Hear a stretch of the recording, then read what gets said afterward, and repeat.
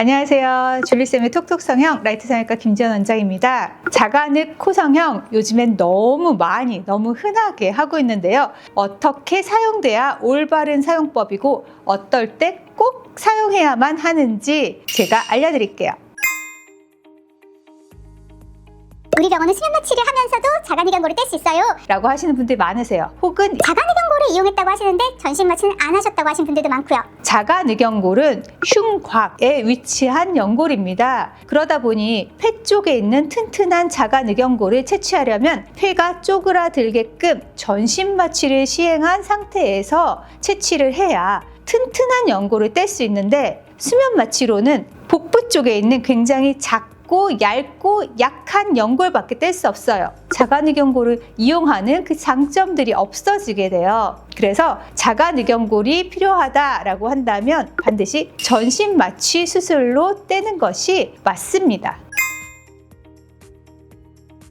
자가늑연골을 이용하는 이유 중에 한 가지로 화려한 코를 원하시는 분들에서 사용하는 것은 맞습니다. 특히 코끝 피부가 두꺼우면서도 화려한 코를 원하시는 분들에서, 코가 짧으면서 화려한 코를 원하시는 분들에서는 다시 코끝이 낮아지거나 짧아질 수 있는 가능성이 있어서 꼭 자가늑연골을 사용하시는 것을 권해드려요. 하지만 이건 모든 경우에 해당하는 건 아니에요. 피부가 얇으면서 화려한 코를 원하시는 분들에서는 기증늑연골이나 본인 연골로도 화려한 모양을 만들 수 있는 가능성이 있고요. 긴 코의 경우는 코끝 위치를 조절하는 것만으로도 충분히 화려함을 만들 수 있기 때문에 화려한 코를 원한다고 해서 모두 자가늑연골을 사용해야 되는 것은 아닙니다. 비중격 점막 자체가 매우 약해져 있어서 구멍이 나 있다거나 혹은 구멍이 나기 쉬운 경우라면 자가늑연골을 이용하시는 것이 좋습니다. 마찬가지로 휜코가 너무 심해서 뼈 노출도 많아지고 점막의 이동량이 많아져서 안정성이 떨어질 수 있다라고 생각된다면 자가늑연골을 사용하는 것이 맞고요. 대표적인 자가늑연골 이용하는 경우로 구축코가 있는데요. 염증 때문에 코 안에 뼈나 연골이 녹아내려서 기본적인 구조조차 거의 남아있지 않는 상태라면 비중격 기둥을 아예 새로 만들어야 할 수 있고, 구축코의 그 강한 흉살 덩어리를 이길 수 있을 만한 힘이 필요하기 때문에 자가늑연골을 사용하는 것이 좋습니다.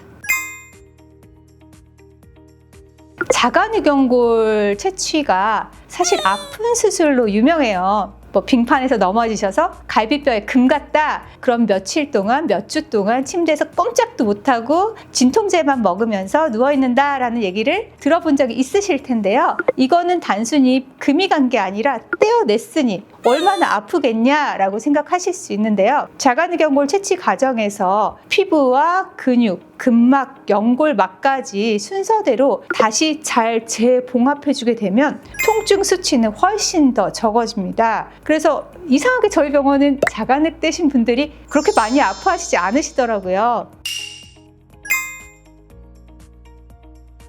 기증늑연골이나 본인 연골로만 했을 때 다시 낮아질 수 있다, 이런 얘기들이 많이 생기고 또 재수술에 대해서 걱정들이 많으시다 보니 적지 않은 병원에서 자가늑연골 코성형을 무분별하게 추천하는 경우가 늘어나고 있는 것 같아요. 이런 자가늑연골 코성형은 단순히 흡수가 덜 돼서 내 거니까 안전해서 하는 게 좋다가 아니고요. 이러이러한 이유로 염증이 생길 가능성이 높으니, 다시 모양이 변형될 가능성이 높으니 안전하게 자가늑연골로 하는 것이 좋다, 정확한 설명을 해줄 수 있는 병원에서 수술받는 것이 맞습니다. 그래서 자가늑연골 코성형을 결정하기 위해서는 코 모양, 코 상태를 확인하는 것도 중요하지만 CT 촬영을 통해서 코 안 점막 상태, 뼈 상태까지 확인을 하는 것이 중요하기 때문에 경험이 많은 병원일수록 좀 더 구체적인 설명을 해드릴 수 있을 겁니다.